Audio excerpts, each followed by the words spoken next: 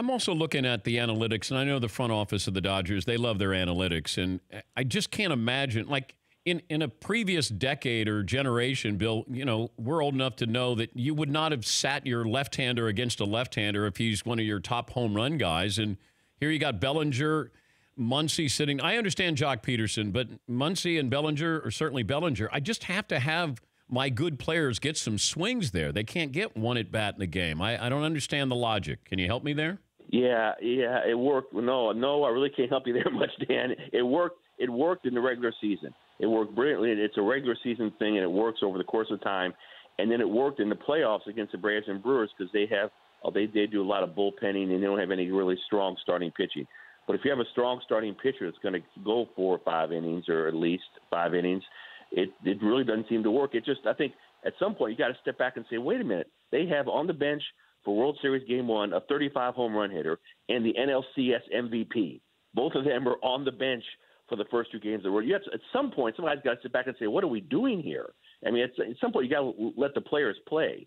And I think this has always been the criticism of the analytics-heavy front offices. And again, it's got they've won 6 straight division championships out here. This is the 2nd straight World Series, so it works to a point.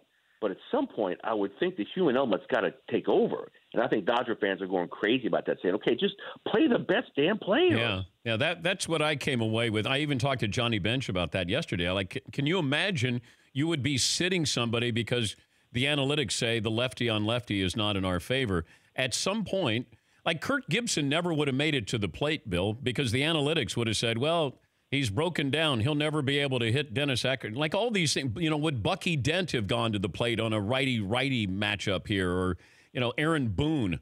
Like it just, there at some point, you have to have a gut feeling, it feels like, more than just these are the numbers. Well, what's one of the biggest pressure hits you can have? The biggest pressure appearances, moments in all sports would be to hit a home run in a Game 7.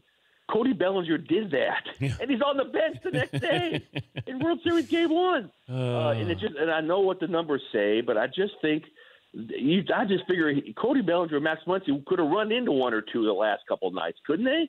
I mean, that's my point. And again, I'm not saying it doesn't work. It did work over the course of the regular season because it does, and it doesn't work in certain matchups. But in a 7-game series with good starting pitching, it just doesn't make any sense. So it's a shame. It's weird. We're saying, well, the Dodgers have a chance now because they're going to play their best players. Oh, wow. For more Dan Patrick Show, tune to Audience Channel 239 on DirecTV or download the Dan Patrick Show app.